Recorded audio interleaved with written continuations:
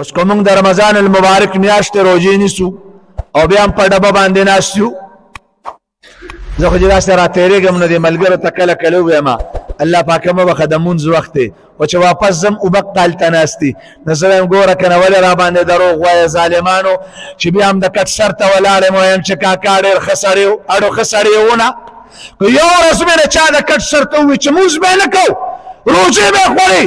نسوار به یې چول، د خدای حکمونه یې ماتول، د پیغمبر علیه الصلاة والسلام نه مخ په شا ګرځېدلی و، د سنتو نه انکار کوو. قسم په خدای لاول به مې دا پکټ باندې پروت دغه سړی چې مړ دی ده به مې د دشمنۍ قسم خوړلی وي، او پس د هغې نه بعد چې دا ټول راپسې ولاړ دي نو دوی به د دشمنۍ قسم خوړلی وي چې که موږ دشمني کوو استاد سره به کوو. او دا تاسو چې خدای سره دشمني کوئ نو خیر دی،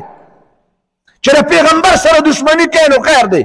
چې د قرآن سره دشمني کوي نو خیر دی، چې د صحابو سره دشمني کوي نو خیر دی، چې د شیطان سره یاري کوي نو خیر دی. خو که چېرته استاد صحیح مسله بیان کړه نو بس بیا استاد دشمن شو، نه توره ګناه نه سپینه ګناه، او وروره بس بیا چې کوم دی نو ماما.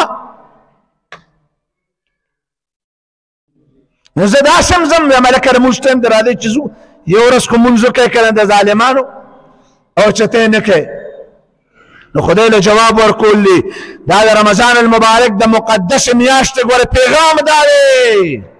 دا مونږ 11 میاشتې ګوره پیغام هېر کړو، 11 میاشتې خدای تعالی سره روانه وي، 11 میاشتې د پیغمبر د سنتو سره روانه وي، 11 میاشتې د صحابه کرامو نقش قدم سره روانه وي، 11 میاشتې زمونږ د قرآن سره روانه وي، 11 میاشتې د احادیثو مبارکو سره روانه وي، 11 میاشتې د ذکر فکر سره روانه وي، 11 میاشتې زمونږ د خاموشۍ سره روانه وي. نو په دې یوه میاشت کې خدای تعالی چې موږ له دا مهلت راکړی دی نو پکار دا دی چې موږ الله رب ذوالجلال سره روغه وکړو. دا د روغې میاشت ده، دا موسم د روغې دی، ګورې دا موسم د راتلو دی، د تلو نه دی، د خدای تعالی کور ته د راتلو دی. ډېر ملګري داسې مشته اوسم خدای ته مې توبه چې د رمضان المبارک په دې میاشت کې هم هغې ته د عبادت یا د خدای تعالی د رضا کولو احساس قدرې نه وي. شیطان خو خپل کار کوي، که ته دا وایې چې رمضان نه مونږ 11 میاشتې د هغه په شپیلي باندې داسې عادت شو، زه اکثر و بیشتر وایم